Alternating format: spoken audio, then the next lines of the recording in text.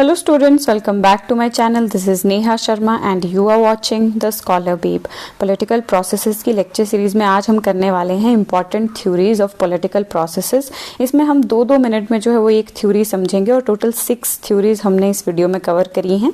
सबसे पहले हम बात करेंगे मॉडर्नाइजेशन थ्योरी की, जो कि रुडोल्फ एंड रुडोल्फ ने दी थी। ये उन्होंने अपनी एक book the modernity of tradition 1967 में जो लिखी गई उसमें दी थी।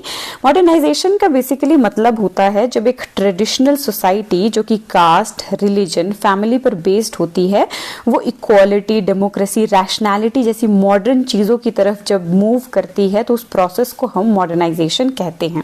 और जितने भी मैक्सिमम वेस्टर्न स्कॉलर्स है वो ये सोचते हैं कि जो एक कंट्री है वो तब मॉडर्नाइज होती है जब वो अपने ट्रेडिशंस पीछे छोड़कर आगे की तरफ बढ़ती है। पर रुडोल्फ एंड रुडोल्फ कहते हैं कि in India it's different. Bharat में क्या है, ये चीज अलग है। यहाँ पे जो है वो ट्रेडिशन को मॉडर्निटी ने रिप्लेस नहीं किया है, बल्कि ये दोनों आपस में कंबाइन हो गए हैं। और रुडोल्फ एंड रुडोल्फ ने इसीलिए आइडिया दिया था मॉडर्निटी ऑफ ट्रेडिशन, क्योंकि ट्रेडिशंस जो हैं भारत में लाइक कास्ट, रिलीजन, किनशिप, ये खत्म नहीं हुए हैं। इंस्टेड ये रीयूज या री इंटरप्रेट किए गए हैं इन अ मॉडर्न वे। जैसे कि कास्ट सिस्टम को आप देखें, जो कि एक ट्रेडिशनल चीज है, ये मॉडर्न टाइम पे इलेक्शंस में यूज की जाती है फॉर पॉलिटिकल मोबिलाइजेशंस, है ना। देन आप देखेंगे किनशिप है, तो किनशिप में जैसे कि नेहरू फैमिली है, तो नेहरू फैमिली में क्या है, सबसे पहले नेहरू, फिर इंदिरा गांधी, फिर राजीव गांधी। तो ऐसा क्या होता है कि एक के बाद एक हमें पता होता है कि नेक्स्ट कौन आने वाला है, तो डायनेस्टिक पॉलिटिक्स इसमें चलती है। देन रिलीजन को भी यूज किया जाता है for political mobilisation and identity. इसके बाद वो कॉन्सेप्ट देते हैं strong society and weak state का। तो रुडोल्फ एंड रुडोल्फ कहते हैं कि भारत में जो है वो सोसाइटी जो कि कास्ट, रिलीजन, किनशिप है, ये सारी चीजें पावरफुल हैं और स्टेट इंस्टीट्यूशंस वीक हैं। जबकि ऑपोजिट है वेस्ट में। वेस्ट में क्या होता है, वहां पे स्टेट डोमिनेट करती है सोसाइटी को, लेकिन भारत में सोसाइटी डोमिनेट करती है स्टेट को। इसलिए भारत को उन्होंने क्या कहा, एक वीक स्टेट कहा। इस टेबल के थ्रू जो है वो आप मॉडर्नाइजेशन थ्योरी को बहुत जल्दी 1 मिनट के अंदर आई थिंक रिवाइज कर सकते हैं, तो इसको आप देख लेंगे। उसके बाद हम पढ़ेंगे कल्चर ऑफ स्कार्सिटी, जो कि मार्क युर्गेनमेयर ने दिया है।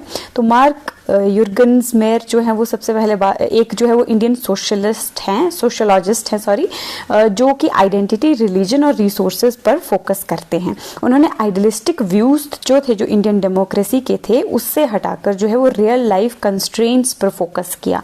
अब कल्चर ऑफ स्कार्सिटी में वो भारत के मासेस को देखते हैं। उसमें वो कहते हैं कि इनफ डेवलपमेंट हमारे पास नहीं है, जॉब्स नहीं है, जस्टिस नहीं है, गवर्नेंस नहीं है। आप देखिए हमारे पास मनी नहीं है, हमारे पास इवन डिग्निटी भी नहीं है, एजुकेशन नहीं है। तो ये जो स्कार्सिटी है रिसोर्सेज की, इसको यूज किया जाता है और इसी को उन्होंने कल्चर ऑफ स्कार्सिटी कहा। इस पीडीएफ को आप देख लेंगे, यहाँ पे एक टेबल है, उसके माध्यम से आप इसको इजिली समझ सकते हैं। कल्चर ऑफ स्कार्सिटी में वो कहते हैं कि जो पॉलिटिकल कल्चर है वो शेप किया जाता है एक फीलिंग के द्वारा कि जितने भी रिसोर्सेज है they are not enough for all. Scarcity से क्या होता है कि लोग अपने कास्ट, रिलीजन और रीजन की तरफ देखते हैं हेल्प के लिए, और इस हेल्प को जो है वो पॉलिटिकली जो है वो यूज किया जाता है हमारे लीडर्स के द्वारा, और इसके बेसिस पे लोगों से वोट्स की अपील्स की जाती हैं और इसके बेसिस पे बहुत शॉर्ट टर्म्स के लिए पॉलिसीज बनाई जाती हैं जो कि डेवलपमेंट फोकस्ड नहीं होती हैं। ठीक है, कास्ट बेस्ड पॉलिटिक्स, इसमें हम देखेंगे कि जो ये कल्चर ऑफ स्कार्सिटी है उसके इफेक्ट्स क्या होते हैं। तो रिसोर्सेज ज़्यादा नहीं है और लोगों को जो है वो स्कार्सिटी, तुम्हारे पास रिसोर्सेज की है, ये भरोसा दिला के उनकी पॉलिटिकल मोबिलाइजेशन की जाती है। कास्ट बेस्ड पॉलिटिक्स में क्या होता है, कास्ट एक टूल बन जाता है गवर्नमेंट बेनिफिट्स डिमांड करने के लिए in culture of scarcity. Communal politics पे क्या इसका इफेक्ट पड़ता है कि रिलीजन को यूज किया जाता है टू मोबिलाइज सपोर्ट। पॉपुलिज्म का क्या है कि ऑफर करते हैं जो पॉलिटिशियंस है वो फ्रीबीज, सब्सिडीज ऑफर करते हैं ताकि कल्चर ऑफ स्कार्सिटी का फायदा उनको मिल सके, और वोट बैंक पॉलिटिक्स इसके बेसिस पर होती है। इसी के साथ कल्चर ऑफ अफ्लुएंस की थ्योरी देते हैं थॉमस जानोजी। ये जो है वो आपने सारे याद रखने हैं कि कौन सी थ्योरी और किसने दिया है, ये कई बार जो है वो मैच ऑफ द फॉलोइंग में आ जाता है। थॉमस जानोजी कहते हैं, इससे जो पिछली हमने थ्योरी पढ़ी कल्चर ऑफ स्कार्सिटी, उसके ऑपोजिट ही एक थ्योरी देते हैं। कल्चर ऑफ स्कार्सिटी मासेस को टारगेट करती है, तो ये एलिट्स को टारगेट करती है। जो कल्चर ऑफ अफ्लुएंस है, ये कहते हैं कि जैसे उन्होंने बताया कि कल्चर ऑफ स्कार्सिटी में एक मासेस हैं और मासेस में स्कार्सिटी है, वैसे ही एक दूसरा सेक्शन भी है जो कि स्मॉल ग्रुप है, वो एलिट्स का है, और वहाँ पे अफ्लुएंस है चीज़ों की, प्रिविलेजेस की, रिसोर्सेज की, और ये लोग क्या है, ये पॉलिटिकल इंस्टीट्यूशंस को यूज़ करते हैं to serve their own interest. इसमें आ जाएंगे आपके ब्यूरोक्रेट्स, पॉलिटिशियंस, लैंडलॉर्ड्स, जो कि इससे सबसे ज़्यादा फ़ायदा उठाते हैं। और मैक्सिमम टाइम जो पॉलिसीज़ बन रही होती हैं तो ये अपने फ़ायदे में पॉलिसीज़ बनवाते हैं, जिसकी वजह से एलिट्स जो हैं वो ज़्यादा रिच होते जाते हैं और जो गरीब हैं वो और ज़्यादा गरीब होते जाते हैं। आपने ये PDF जो मैंने साथ में अटैच करके दिया, आपने इसको पढ़ लेना है, और ये जो टेबल है इससे आपको ये थ्योरी और ईजिली समझ आ जाएगी। अब हम अपनी फोर्थ थ्योरी की तरफ बढ़ते हैं, जो कि son of the soil theory, जो कि मायरन वीनर ने दी है। मायरन वीनर ने काम किया है एथनिसिटी, माइग्रेशन और रीजनलिज्म के क्षेत्र में, और ये कहते हैं कि जैसे भारत में बहुत सारी स्टेट्स हैं, तो कई स्टेट्स में क्या होता है कि बाहर से माइग्रेशन बहुत ज़्यादा है। तो जब माइग्रेशन हो जाती है तो वहाँ के जो जॉब्स हैं, जो वहाँ के रिसोर्सेज है, जो कि हमने कल्चर ऑफ स्कार्सिटी में भी देखा कि रिसोर्सेज की कमी है, लिमिटेड रिसोर्सेज हैं, तो जो लोकल्स होते हैं, जो कि सन हैं उस सॉइल के, वो जो है लोकल्स जो है वो थ्रेटन्ड फील करते हैं कि हमारे रिसोर्सेज जो हैं वो चले जाएंगे, है ना, और वो बाहर वालों को आउटसाइडर्स की तरह देखते हैं और उनसे जो है वो उनके बेसिकली कन्फ्लिक्ट होना स्टार्ट हो जाते हैं। ठीक है, तो ये sons of the soil theory थी, जिसमें लोकल्स ये बिलीव करते हैं कि रिसोर्सेज पे सबसे पहले राइट किसका है, उनका है, और पीपल जो है वो इसमें बाहर से जो आते हैं उनको आउटसाइडर कंसीडर करते हैं, और थोड़े से रिसोर्सेज के लिए कन्फ्लिक्ट स्टार्ट हो जाता है, कंपटीशन स्टार्ट हो जाता है बिटवीन लोकल्स एंड आउटसाइडर्स। और रीजनल मूवमेंट्स भी इसके बेसिस पे चलते हैं, जिसमें जो लोकल्स हैं वो special privileges and reservations demand करते हैं। इसमें आप रियल लाइफ अगर एग्जाम्पल देखेंगे तो महाराष्ट्र में शिवसेना ने अपोज करा है नॉर्थ इंडियन माइग्रेंट्स को, स्पेशली इन मुंबई। ठीक है, असम एंड नॉर्थ ईस्ट में आप देखेंगे तो बंगाली माइग्रेंट्स के लिए जो है वो प्रोटेस्ट होते रहते हैं और डिमांड है NRC की। कर्नाटका एंड तमिलनाडु में प्रोटेक्शन चाहिए उनको रीजनल लैंग्वेजेस एंड जॉब्स के लिए। ठीक है, एंड देन झारखंड में हम देखेंगे कि ट्राइबल मूवमेंट्स होते हैं जो कि डिमांड करते हैं कि जॉब्स में लोकल्स को सबसे पहले लिया जाना चाहिए। अब हम अपनी फिफ्थ थ्योरी की तरफ बढ़ते हैं, जो कि है अनइवन डेवलपमेंट मॉडल, और ये दिया किसने है, रॉबर्ट हार्डग्रेव। इसमें रॉबर्ट हार्डग्रेव कहते हैं कि कुछ एक स्टेट्स होती हैं जो बाकी स्टेट्स के मुकाबले ज़्यादा डेवलप हो जाती हैं। जैसे भारत में अगर आप देखेंगे तो गुजरात, महाराष्ट्र जो है वहाँ पे बेटर इंडस्ट्रीज हैं, इंफ्रास्ट्रक्चर है in comparison to Bihar, Orissa और नॉर्थ ईस्ट की स्टेट्स। तो इससे क्या होता है कि इकोनॉमिक गैप जो है वो डेवलप हो जाता है और रीजनल टेंशंस इसकी वजह से स्टार्ट हो जाती हैं। इवन सेपरेटिज्म की भावना भी जो है वो कुछ एक स्टेट्स में आ जाती है जो कि पीछे रह जाती हैं। ठीक है, इसमें हम देखेंगे सबसे पहले कौन कौन से स्टेट्स के बीच में जो है वो ये कन्फ्लिक्ट चला हुआ है।